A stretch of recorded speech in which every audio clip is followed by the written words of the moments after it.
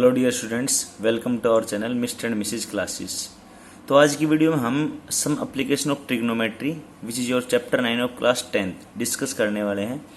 तो जो हम प्रीवियस चैप्टर पढ़ के आए हैं, चैप्टर 8 इंट्रोडक्शन टू ट्रिग्नोमेट्री, जो हम चैप्टर 8 में पढ़ के आए हैं, बाई ट्रिग्नोमेट्री के बारे में हम सीख के आए हैं। अब उसको यूज़ कहाँ करें वो हम इस चैप्टर में पढ़ेंगे, चैप्टर 9th में। ठीक है, तो इसकी जो सबसे इंपॉर्टेंट एप्लीकेशन है जो आपकी क्लास 10th में है वो है हाइट एंड डिस्टेंस के ऊपर।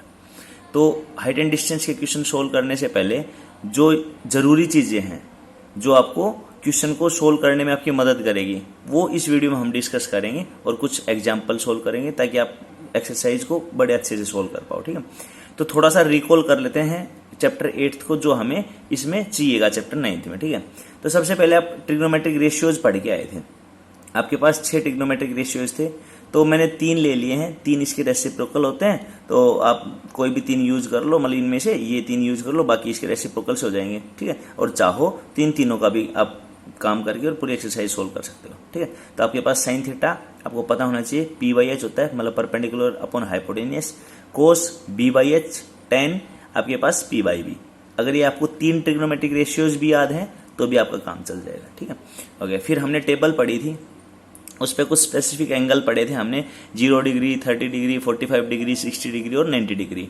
और यहाँ पे आपके पास 3 ही एंगल बहुत हैं आपके पास, 30, 45 और 60। ठीक है, तो आपके पास साइन 30 1/2, ये वैल्यूज आपको पता होनी चाहिए। साइन 45 1/√2, साइन 60 √3/2, कोस 30 √3/2, कोस 45 1/√2, कोस 60 1/2, tan 30 1/√3, tan 45 1 और tan 60 √3।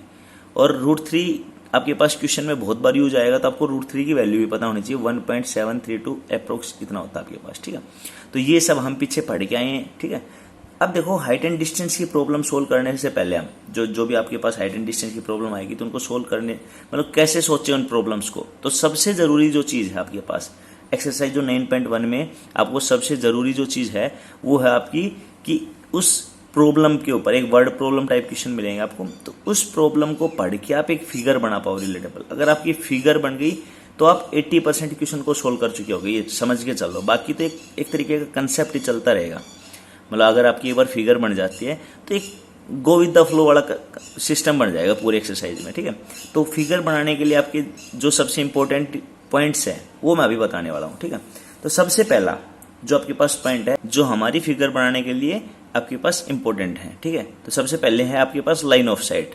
तो लाइन ऑफ साइट क्या होती है आपके पास? The line drawn from the eye of an observer to the point in the object viewed by the observer. मतलब क्या कह रहा है ये आपके पास कि मान लीजिए आपके पास, ये मैंने फिगर बनाई है, यहाँ से समझेंगे कि ये कोई ग्राउंड है आपके पास, आप ग्राउंड के ऊपर खड़े हो। ठीक है, ये आपकी आंखें हैं और आपकी आंख किसी ऑब्जेक्ट को देख रही है। मान लीजिए यहाँ पे ऑब्जेक्ट है, आपकी आंख किसी ऑब्जेक्ट को देख रही है, तो आपकी आंख से लेके और ऑब्जेक्ट तक जो एक सीधी लाइन बनेगी, स्ट्रेट लाइन, ये आपकी लाइन ऑफ साइट रहेगी। ये आपका ऑब्जेक्ट कहीं भी हो सकता है, यहाँ भी हो सकता है, यहाँ भी हो सकता है, यहाँ भी हो सकता है, यहाँ भी हो सकता है। तो आपकी आंख से और ऑब्जेक्ट तक जो एक सीधी लाइन बनेगी ये आपकी लाइन ऑफ साइट कहलाती है। ठीक है, जैसे कि एक प्रैक्टिकल एग्जाम्पल समझते हैं। आपने लेजर लाइट देखी होगी। ठीक है, लेजर लाइट जो आपके पास इसी शेप की होती है, थोड़ी सी ऐसे से।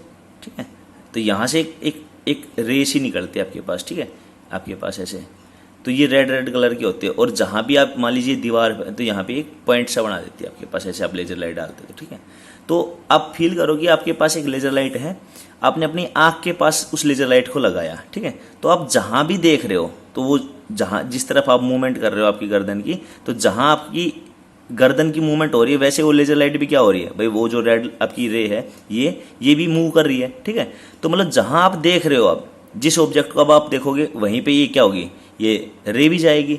तो ये जो लाइन जो आपके पास रेड कलर की लाइन सी जा रही है ना, ये आपकी क्या हो जाती है, लाइन ऑफ साइट। थोड़ा प्रैक्टिकल समझ पाए तो मतलब लाइन ऑफ साइट समझे कि आपके पास वो एक स्ट्रेट लाइन जो आंख से लेके ऑब्जेक्ट तक बनती है। ठीक है, वो आपकी क्या होती है, line of site. Second important चीज होती है इसमें हॉरिजॉन्टल लेवल। हॉरिजॉन्टल लेवल क्या होता है आपके पास? जैसे कि मान लीजिए आप यहाँ पे खड़े हो। ठीक है, तो ग्राउंड आपका ये है। ठीक है, ये ग्राउंड है, आप यहाँ खड़े हो, तो आपकी आंख से लेके एक ऐसी स्ट्रेट लाइन जो ग्राउंड के क्या हो, पैरेलल हो। तो वो आपकी क्या होती है, हॉरिजॉन्टल लेवल। तो ये आपका हॉरिजॉन्टल लेवल हो गया, ठीक है ना, ये हॉरिजॉन्टल लेवल, ये आपका लाइन ऑफ साइट, ऑब्जेक्ट आपका कहीं भी हो, ठीक है, तो ये आपकी लाइन ऑफ साइट हो जाएगी। आंख से लेके ऑब्जेक्ट तक की जो स्ट्रेट लाइन है लाइन ऑफ साइट कहेगी। आंख से एक parallel line, sorry straight line जो पैरेलल हो ग्राउंड के, क्या रहेगी, हॉरिजॉन्टल लेवल, ठीक है। ये समझने के बाद जो सबसे जरूरी चीज है आपके पास, एंगल ऑफ एलिवेशन और एंगल ऑफ डिप्रेशन, तो ये दोनों आप इन दो चीजों से समझ पाओगे, ठीक है। लाइन ऑफ साइट और हॉरिजॉन्टल लेवल अगर आपको समझ में आया तो ये दोनों चीजें समझ पाएंगे और यही सारा फिगर बनाने में आपको काम आएगा, ठीक है। तो एंगल ऑफ एलिवेशन समझते हैं। एंगल ऑफ एलिवेशन कैसे होता है कि जब भी आपका ऑब्जेक्ट हॉरिजॉन्टल लेवल से ऊपर हो, हॉरिजॉन्टल लेवल से ऊपर हो आपका ऑब्जेक्ट, और आपकी आई ऑब्जेक्ट को देख रही है, ठीक है, तो आंख जब भी आपकी ऊपर की तरफ देखेगी, जब भी आपकी ऊपर की तरफ देखेगी, तो जो लाइन ऑफ साइट और हॉरिजॉन्टल लेवल इन दोनों के बीच में जो एंगल बनेगा वो आपका एंगल ऑफ एलिवेशन रहेगा, ठीक है। जैसे कि आपका मान लीजिए ये आपकी आंख है, ठीक है, यहाँ पे आपकी आई है, ठीक है, और यहाँ पे आपका ऑब्जेक्ट है, यहाँ पे आपका ऑब्जेक्ट है, तो ये तो आपका हॉरिजॉन्टल लेवल हो गया, क्योंकि भाई ग्राउंड कहाँ भी हो ये आपका हॉरिजॉन्टल लेवल हो गया, बिल्कुल स्ट्रेट, ठीक है। और यहाँ से ही आपका क्या हो गया, लाइन ऑफ साइट हो गया, तो इन दोनों के बीच में जो एंगल बनेगा ये आपका क्या होगा, एंगल ऑफ एलिवेशन, ठीक है। सेकंड केस आपके पास है angle of depression. Angle of depression क्या होता है कि आपके पास जो ऑब्जेक्ट है वो आपकी हॉरिजॉन्टल लेवल से नीचे है, हॉरिजॉन्टल लेवल से नीचे है, ठीक है। तो देखो कैसे, मान लीजिए आप किसी बिल्डिंग पे खड़े हो, ठीक है, आप ये ग्राउंड है, ये कोई बिल्डिंग है, ठीक है, ये कोई बिल्डिंग है, तो आप इस बिल्डिंग के ऊपर खड़े हो यहाँ पे, ठीक है, तो यहाँ पे आपकी आंखें हैं, तो ग्राउंड के पैरेलल में आंख से स्ट्रेट लाइन क्या रहेगी, हॉरिजॉन्टल लेवल रहेगी, ये क्या हो गया, हॉरिजॉन्टल लेवल, ठीक है। अब ऑब्जेक्ट हॉरिजॉन्टल लेवल से नीचे है, मान लीजिए ऑब्जेक्ट कहीं भी यहाँ है, ठीक है, तो आपकी आंख से लेके इस ऑब्जेक्ट तक तो क्या रहेगी, लाइन ऑफ साइट रहेगी, ये आपकी क्या होगी, ये सीधी है बिल्कुल, ठीक है, स्ट्रेट लाइन रहेगी, तो ये तो क्या होगी आपकी लाइन ऑफ साइट होगी। और लाइन ऑफ साइट और हॉरिजॉन्टल लेवल के बीच में क्या बनता है, एंगल, अब वो चाहिए एंगल ऑफ एलिवेशन हो चाहे एंगल ऑफ डिप्रेशन हो, ठीक है। तो यहाँ पे क्या हो रहा है, हॉरिजॉन्टल लेवल से नीचे आपका ऑब्जेक्ट है, तो कौन सा बन जाएगा, एंगल ऑफ डिप्रेशन बन जाएगा, ठीक है ना। तो यही यहाँ पे बताया कि यहाँ पे ग्राउंड है, ठीक है, यहाँ पे ये कोई बिल्डिंग है, बिल्डिंग के ऊपर आप मान लीजिए कोई आंखें हैं, इसके बिल्कुल स्ट्रेट लाइन जो ग्राउंड के पैरेलल है ये तो हॉरिजॉन्टल लेवल हो गया। यहाँ पे ऑब्जेक्ट है तो आंख से लेकर ऑब्जेक्ट तक लाइन ऑफ साइट हो गई, ये आपकी लाइन ऑफ साइट है, ये आपकी क्या है, लाइन ऑफ साइट, ठीक है। और ये आपका क्या बन गया, हॉरिजॉन्टल लेवल और लाइन ऑफ साइट के बीच में एंगल ऑफ डिप्रेशन, क्योंकि आपकी आंखें नीचे की तरफ देख रही है, ठीक है, आंखें नीचे की तरफ देख रही है तो एंगल ऑफ डिप्रेशन, और जब भी आंख ऊपर की तरफ उठी हुई चीज को देखेगी तो एंगल ऑफ एलिवेशन, और नीचे की तरफ देखेगी तो एंगल ऑफ डिप्रेशन, ठीक है। तो अब एंगल ऑफ डिप्रेशन में छोटी सी चीज हो जो आप प्रीवियस क्लासों में पढ़ के आए हो कि आपके पास ये दो पैरेलल लाइन हो गई, ये ग्राउंड और ये हॉरिजॉन्टल लेवल, ठीक है, ये दोनों क्या है, पैरेलल है। तो ये जो आपके पास लाइन ऑफ साइट है ये ट्रांसवर्सल का काम करेगा, ये किसका काम करेगा, आपके पास ट्रांसवर्सल का। तो जो ये एंगल है और ये एंगल है ये दोनों क्या आ जाएंगे, अल्टरनेट इंटीरियर एंगल। भाई ये दोनों अगर पैरेलल लाइनें हैं, देखो ऐसे आपके पास अगर ये दो पैरेलल लाइन है और ये बीच में ट्रांसवर्सल है, तो ये वाला एंगल और ये वाला एंगल दोनों क्या होते हैं, अल्टरनेट इंटीरियर एंगल होते हैं और इक्वल होते हैं। तो सेम कंसेप्ट इसमें लगेगा कि जब भी आपका एंगल ऑफ डिप्रेशन आएगा तो ये अल्टरनेट इंटीरियर एंगल वाला कंसेप्ट लग के, और ये जो यहाँ पे एंगल बताएगा वही एंगल हम यहाँ ले लेंगे, ठीक है, और फिर अपनी फिगर्स बनाएंगे, ठीक है। तो इन सब का यूज करके एक एग्जाम्पल करते हैं ताकि आपको बहुत अच्छी सी चीजें समझ में आए, ठीक है। चलो एक एग्जाम्पल की मदद से इन क्वेश्चनों को समझते हैं, ठीक है। तो एग्जाम्पल क्या कह रहा है आपके पास, a tower stands vertically on the ground from a point on the ground which is 15 metre away from the foot of the tower. The angle of elevation of the top of the tower is found to be 60 degree, find the height of the tower, ठीक है। ऐसे आपके पास word problem में question मिलेंगे। आपको सबसे पहले क्वेश्चन में फिगर ड्रॉ करनी है, ठीक है। अगर आपकी फिगर ड्रॉ हो गई तो आपका ये मान के चलो आपका 80% क्वेश्चन डन है, ठीक है। फिर वही जो मैं बार बार बता रहा हूँ आपको कि एक गो विद द फ्लो वाला कंसेप्ट आएगा, वो अभी समझ में आएंगे जब हम एक दो क्वेश्चन करेंगे तो चीजें क्लियर हो जाएगी, ठीक है। तो पहले ए tower stand vertically on the ground, तो जैसी कंडीशन इसने दे रखी वैसी कंडीशन से एक फिगर बनाओ। तो मान लीजिए यहाँ पे आपका ग्राउंड है, ठीक है, यहाँ पे आपका ग्राउंड है, कोई ये ग्राउंड है, ठीक है। एक टावर है जो वर्टिकली खड़ा है, वर्टिकली है तो ये हमने कोई वर्टिकली टावर ले लिया, ठीक है, यहाँ पे वर्टिकली टावर हो गया, ठीक है। आगे अब कह रहे हैं कि जो वर्टिकली टावर है वो एक पॉइंट से 15 मीटर अवे है, मतलब उस टावर के फुट से 15 मीटर अवे कोई पॉइंट है। तो ये क्या हो गया, टावर का फुट हो गया, मतलब फुट पॉइंट हो गया। यहां से 15 मीटर अवे कोई पॉइंट ग्राउंड के ऊपर ये रहा, ठीक है, यहाँ पे। तो यहां से ये डिस्टेंस कितनी होगी भाई, यहां से लेके और ये फुट ऑफ टावर की डिस्टेंस कितनी होगी, यहाँ पे 15 मीटर। तो ये डिस्टेंस इसने दे रखी है 15 मीटर, ठीक है। आगे अब कह रहा है the angle of elevation of the top of the tower is, कि उस पॉइंट से जो इस टावर के फुट से 15 मीटर अवे है, उससे इस टावर के टॉप पे एंगल ऑफ एलिवेशन, देखो यहां से यहां, आप नीचे से ऊपर देख रहे हो, मतलब आपकी आई यहां है, ऑब्जेक्ट यहां है, टावर के टॉप पे ऑब्जेक्ट है, तो नीचे से ऊपर देखा जा रहा है, तो मतलब एंगल ऑफ एलिवेशन है, ठीक है। तो ये कह रहा है कि एंगल ऑफ एलिवेशन कितना बन रहा है आपके पास, 60 डिग्री। तो ये लाइन ऑफ साइट हो जाएगी, ये आपकी क्या हो गई, लाइन ऑफ साइट, ठीक है ना। और ये कितना डिग्री का एंगल बनेगा, 60 डिग्री का। हॉरिजॉन्टल जोन तो ये हो गया, ठीक है, ये आपकी लाइन ऑफ साइट हो गई, और ये आपका एंगल ऑफ एलिवेशन 60 डिग्री, ठीक है। तो यहाँ पे राइट एंगल रहेगा भाई, कोई भी वर्टिकल चीज ग्राउंड के साथ कितने डिग्री का एंगल बनाती है, 90 डिग्री, ठीक है। तो अब आप इसमें पॉइंट्स प्लॉट कर दो, ए बी सी, क्लियर है चीज। तो ए बी आपके पास बता दो जो चीजें हैं, तो A B is the height of tower, height of tower, ठीक है। आगे और B C is the distance of the point away from foot of tower,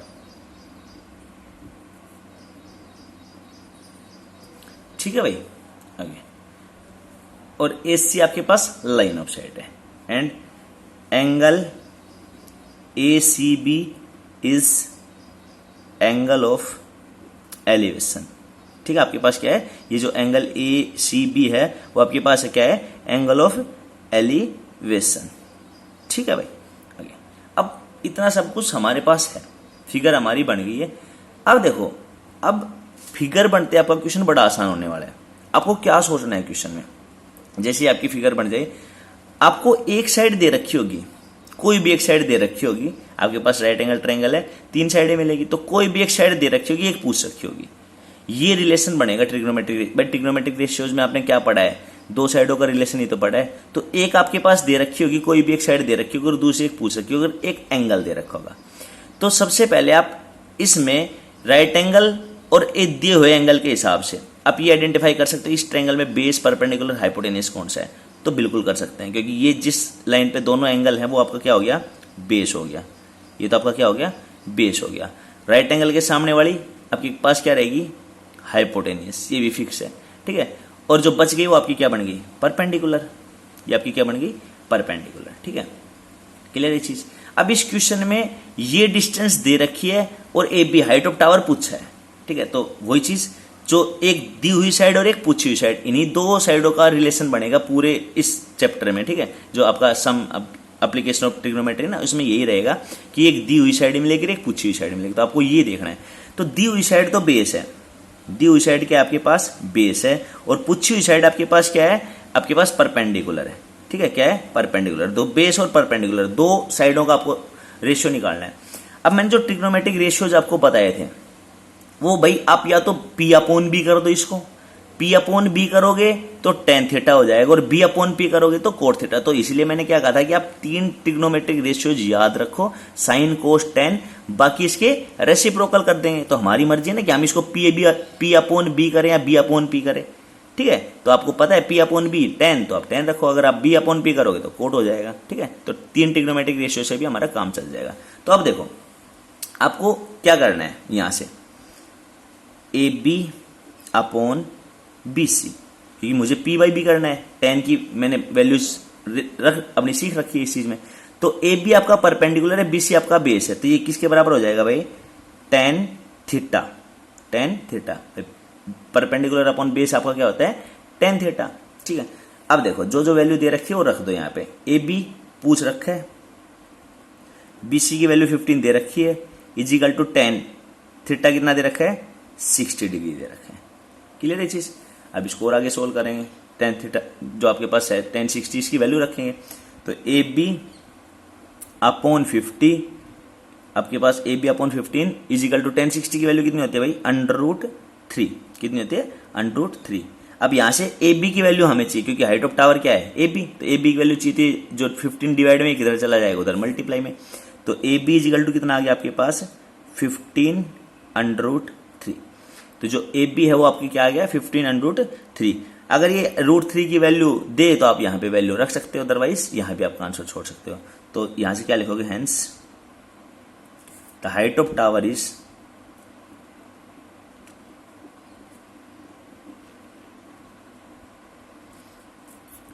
tower is 15√3 metre. Clear है। तो यही एक कंसेप्ट रहेगा जो हम पूरी एक्सरसाइज में सोल्व करेंगे। पूरी एक्सरसाइज में यही कंसेप्ट लगाएंगे। सबसे पहले तो फिगर बनाएंगे जो हमने चीजें पढ़ी। एक तो लाइन ऑफ साइट, आपके पास horizontal level, angle of elevation, angle of depression. Figure बनने के बाद अपने ट्रिग्नोमेट्रिक रेशियोज। ट्रिग्नोमेट्रिक रेशियोज किस में काम आएंगे कि आपके पास एक साइड पूछी जाएगी, एक साइड दी हुई होगी, तो जो पूछी और दी गई साइड के बीच में आप क्या रिलेशन बना सकते हो, क्या ट्रिग्नोमेट्रिक रेशियोज बना सकते हो। ठीक है, तो वहां से ट्रिग्नोमेट्रिक रेशियो बनेगा। उसके बाद वो इजिकल टू भाई जो ट्रिग्नोमेट्रिक आपके पास साइन कोस टेन या कोई भी 6 ट्रिग्नोमेट्रिक रेशियो में से एक आपके पास ट्रिग्नोमेट्रिक रेशियो आ जाएगा, तो उसको आप क्या करोगे, एक एंगल दिया मिलेगा उसमें रखोगे और उसको जो जो चीजें दे रखी है वो सब पुट करो, पूछी हुई अपने आप निकल के आ जाएगी। ठीक है, तो इस तरीके से हम इस पूरी एक्सरसाइज में यही सोल्व करने वाले हैं। क्लियर है भाई। नेक्स्ट एग्जाम्पल है अपना एग्जाम्पल नंबर 3। क्या कह रहा है, an observer 1.5 metre tall is 28.5 metre away from a chimney. कि एक ऑब्जर्वर है जिसकी हाइट दे दी 1.5 मीटर टॉल, ठीक है, और वो एक चिमनी है उससे 28.5 मीटर दूर खड़ा है। ठीक है, बाकी हम फिगर बनाएंगे तब ये चीजें सारी काम आएगी। The angle of elevation of the top of the chimney from her eyes. अच्छा, जो ऑब्जर्वर है उसकी आंख से और जो चिमनी के टॉप है उसके ऊपर जो एंगल ऑफ एलिवेशन वो कितना है 45 डिग्री है। What is the height of chimney, तो चिमनी की हाइट बताओ। ठीक है, तो इन सब की हेल्प से हम जो डाटा दे रखे उसकी हेल्प से क्या करते हैं, एक डायग्राम बनाने की कोशिश करते हैं। ठीक है, तो सबसे पहले देखो भाई, मान लो ये आपके पास ग्राउंड है, ये आपके पास क्या है ग्राउंड।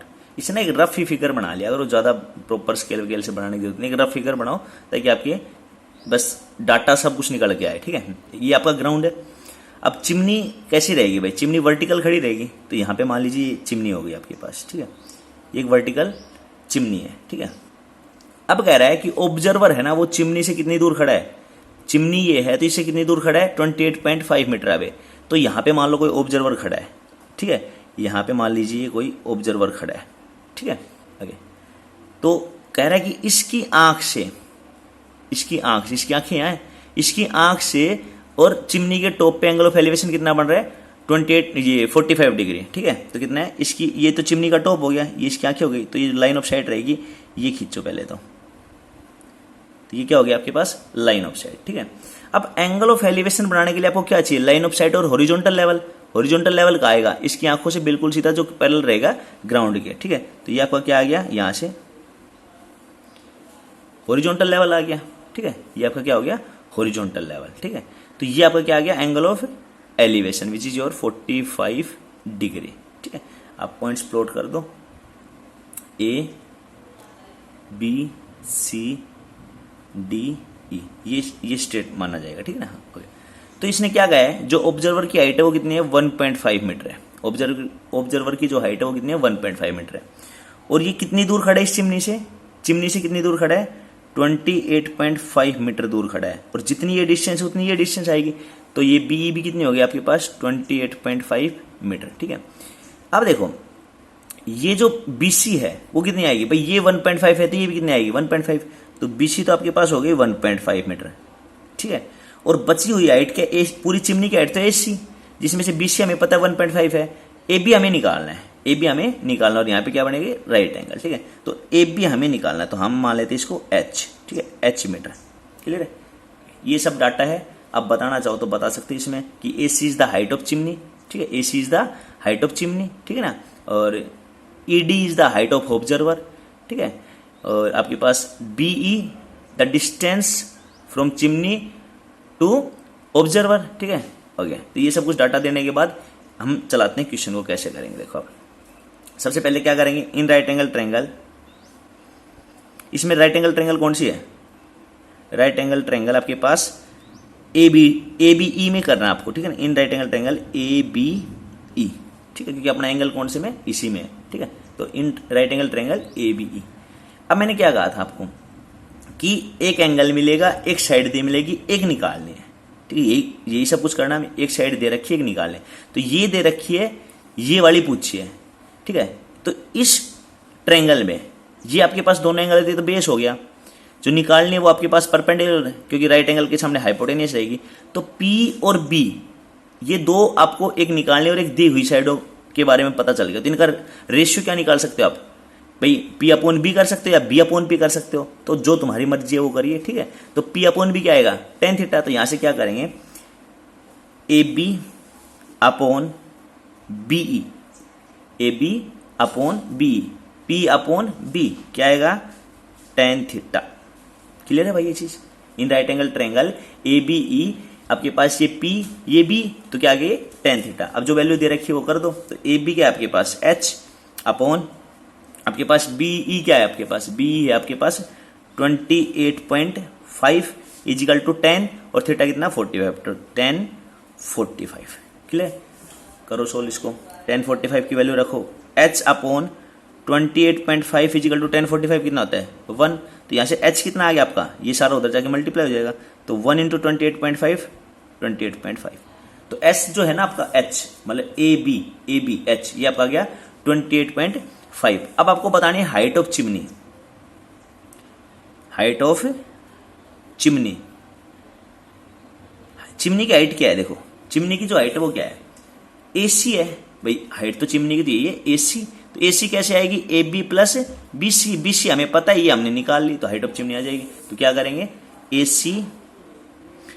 AC है हाइट ऑफ चिमनी, तो AC इजिकल टू कैसे आएगा भाई, AB प्लस BC, इन दोनों को जोड़ दो, AB प्लस BC, ठीक है ना। तो AB की वैल्यू हमारे पास कितनी है, अभी हमने निकाली, H जो है वो AB थे, तो 28.5 प्लस BC जो ऑब्जर्वर की हाइट थी वही है BC, तो कितनी हो गई भाई, ऑब्जर्वर की हाइट ED 1.5 है, तो इसी के पैरेलल है, तो ये बिल्कुल, तो ये आपके पास अपोजिट साइड्स, क्योंकि एक पैरेललोग्राम बन गया, BEDC आपके पास क्या बन गया, पैरेललोग्राम। तो अपोजिट साइड्स क्या रहेगी इसकी, पैरेलल और इक्वल, ठीक है।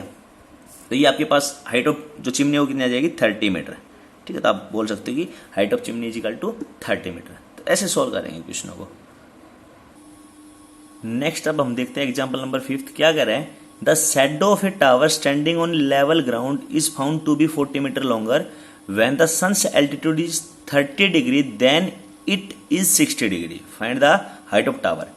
क्या कह रहा है कि सन्स एल्टीट्यूड एक जो आपके पास टावर है जो एक प्लेन ग्राउंड पे खड़ा है, ठीक है, उसके साथ 60 डिग्री जब उसका एंगल ऑफ एलिवेशन था, तो उसके बाद जब वो एंगल ऑफ एलिवेशन 30 डिग्री हुआ तो जो उसकी शैडो है वो 40 मीटर बड़ी हो गई। तो हाइट ऑफ टावर बताओ, ये कहना चाह रहे हैं। तो देखो कैसे, क्या कह रहे हैं कि मान लो ये आपका ग्राउंड है, ठीक है, ये ग्राउंड है, अब इसके ऊपर टावर खड़ा है तो वर्टिकल ही रहेगा, तो ये टावर आपका क्या हो गया, वर्टिकल, ठीक है, ये आपका टावर हो गया, ठीक है। अब कह रहा है कि सन्स एल्टीट्यूड क्या है कि जब ये 60 डिग्री आपके पास एंगल बना रहा था, 60 डिग्री क्या मतलब आपके पास क्या कहना चाह रहा है कि ग्राउंड पे शैडो बनेगी, ठीक है।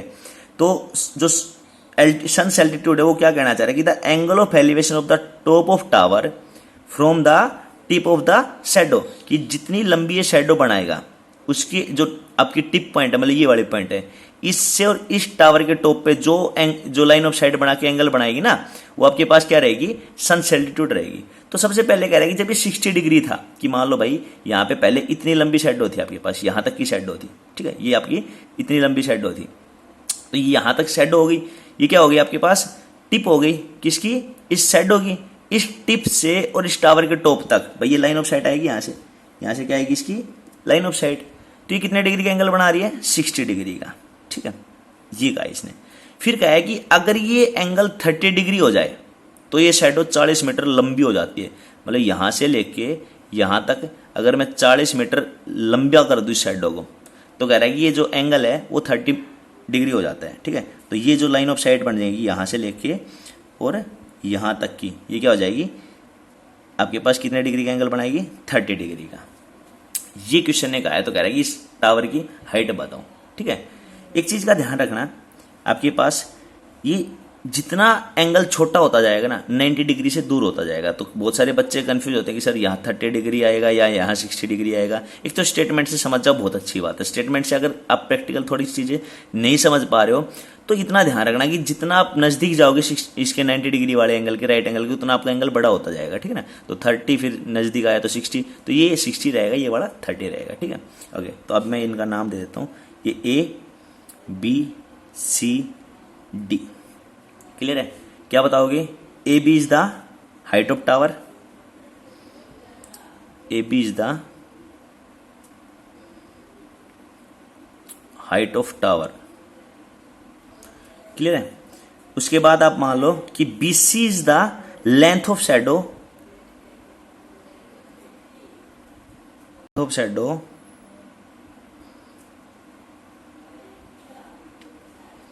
when the sun's altitude is 60 degree. ठीक है भाई, जब सन्स एल्टीट्यूड 60 डिग्री था तो ये BC लेंथ थी शैडो की। ठीक है, और BD ये देखो टावर और यहां तक ये जो लेंथ ऑफ शैडो आई कब, जब BD is the length of shadow when the sun's altitude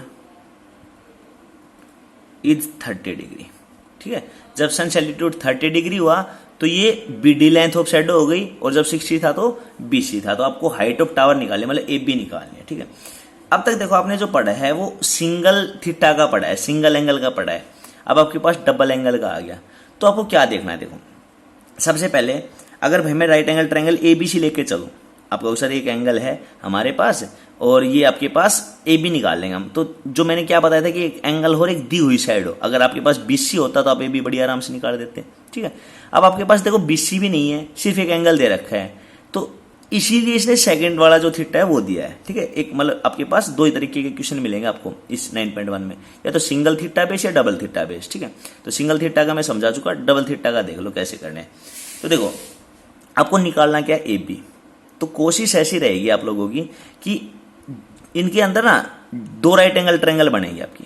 तो दोनों राइट एंगल ट्रायंगल में जो एक तो दी हुई साइड आप, ठीक है, एक पूछी हुई साइड, और पूछी हुई साइड कौन सी देखनी है, जो दे रखी है, मतलब जो पूछे भाई आपसे AB हाइट बताओ, या जो भी हर क्वेश्चन में वेरी करेगी चीजें। ठीक है, उनके साथ आपको डील करनी चाहिए। जैसे देखो भाई मैं यहां से दो राइट एंगल ट्रायंगल है ABC, एक तो राइट एंगल ट्रायंगल ABC, एक राइट एंगल ट्रायंगल है आपके पास ABD। ठीक है, तो दोनों में कॉमन क्या है, AB दोनों में कॉमन, और यही पूछा है, तो हम दोनों से AB को चलाएंगे, दोनों राइट एंगल ट्रायंगल से AB की वैल्यू निकाल लेंगे और कंपेयर कर देंगे। जैसे कि भाई हमारे पास ये BC है नहीं, तो मैं इसको कुछ भी मान लेता हूँ कि ये मान लो कि आपके पास X मीटर है, ये आपके पास क्या है, X मीटर है। BC X है तो BD कितनी हो जाएगी आपके पास, जो टोटल BD है वो कितनी हो जाएगी, 40 + X हो जाएगी, नहीं हो जाएगी?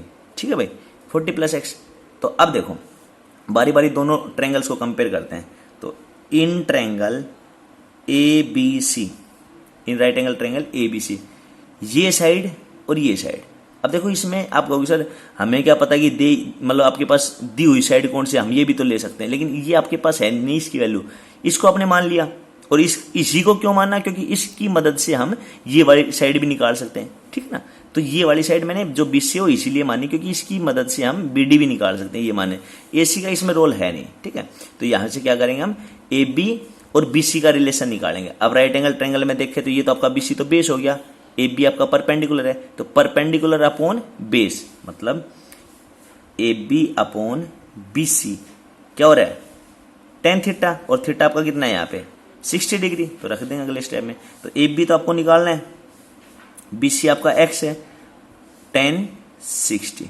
ठीक है भाई, तो AB की जगह AB upon X equal to tan 60 आपका कितना होता है, √3। तो यहां से AB की वैल्यू निकाल ली, AB इजिकल टू आपका कितना आ गया, √3 एक्स, फर्स्ट इक्वेशन।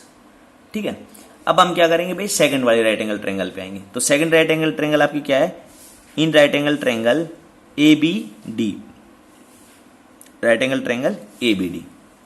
अब इसमें देखो पूछी हुई साइड तो AB है, अब दी हुई क्या है, BD है, तो AB और BD में रिलेशन निकालेंगे। अभी बीच वाली लाइन को भूल जाओ, अभी जो AC लाइन है इसको भूल जाओ, ये समझो ABD ट्रायंगल है, तो ये तो इसका बेस हो गया और AB इसका परपेंडिकुलर, तो वही AB अपॉन BD, मतलब परपेंडिकुलर अपॉन बेस, क्या आएगा, tan थीटा। क्लियर है भाई, AB आपको निकालनी है, BD हमारे पास कितनी है भाई, BD आपके पास कितनी है, यहां तक तो x, यहां तक 40, तो कितनी हो जाएगी 40 plus x, 40 plus x equal to 10, और थीटा कितना है 30, तो क्या हो जाएगा tan 30। क्लियर है, आगे देखो AB upon 40 plus x as it is, और tan 30 की वैल्यू भाई 1 अपॉन √3। क्लियर है, इनको क्रॉस मल्टीप्लाई करो, AB की वैल्यू निकालो, तो AB यहां से कितना आ जाएगा, ये उधर जाके मल्टीप्लाई हो जाएगा, 40 plus x upon √3, equation second. Clear है, तो जो आपको फाइंड करनी हो उसको कंपेयर कर लिया करो ऐसे। अब देखो AB की वैल्यू ये भी है और AB की वैल्यू ये भी है, तो दोनों की इक्वल रख देंगे। From equation first and second करो, आगे सोल्व क्या आएगा, from equation first and second, यहां से AB की वैल्यू क्या आएगी, √3x इजिकल टू, यहां से क्या है 40 प्लस एक्स अपॉन √3। क्लियर है भाई, आगे ये चीज, अभी √3 यहां डिवाइड में, यहां आएगा मल्टीप्लाई में, तो क्या हो जाएगा 3x equal to 40 plus x, x को इधर ले आओ, तो 3x minus x equal to 40, और इसको सब्ट्रैक्ट करा तो कितना आएगा 2x इजिकल टू 40 और x इजिकल टू 20। अब x की वैल्यू आपके पास आ गई, आपको चाहिए किसकी, AB, height of tower AB था ना, तो चाहिए तो इसको x की वैल्यू को यहां रखो, चाहिए यहां रखो, दोनों से सेम आंसर आएगा। ठीक है, तो put the value of x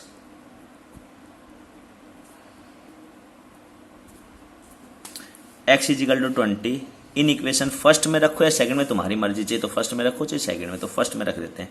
तो AB इजिकल टू क्या जाएगा आपके पास, देखो क्या थी फर्स्ट इक्वेशन आपकी थी, AB इजिकल टू √3x, तो ये कितना हो जाएगा √3 इंटू 20 या 20 √3, तो क्या लिखोगे आपके पास 20 √3 आ गई, तो क्या लिखोगे आपके पास कि height of tower is 20 √3 metre. Clear है भाई, तो आपके पास यही दो तरीके के क्वेश्चन मिलेंगे, या तो सिंगल एंगल के ऊपर या डबल एंगल के ऊपर। तो आपको सबसे जरूरी जो चीज है वो फिगर बनानी है, फिगर बनते ही यही एक कंसेप्ट, देखो आप वही कर रहे हो, राइट एंगल ट्रायंगल पकड़ के चल रहे हो, राइट एंगल ट्रायंगल में आप ट्रिग्नोमेट्रिक रेशियोज निकाल के थीटा को बराबर रख के सोल्व करोगे, यही हर बार काम करते रहेंगे हम। ठीक है, तो अगर आप इंट्रोडक्शन को अच्छे से समझ पाते हो तो एक्सरसाइज बहुत आसान होने वाली है। ठीक है, तो नेक्स्ट वीडियो में हम एक्सरसाइज डिस्कस करेंगे।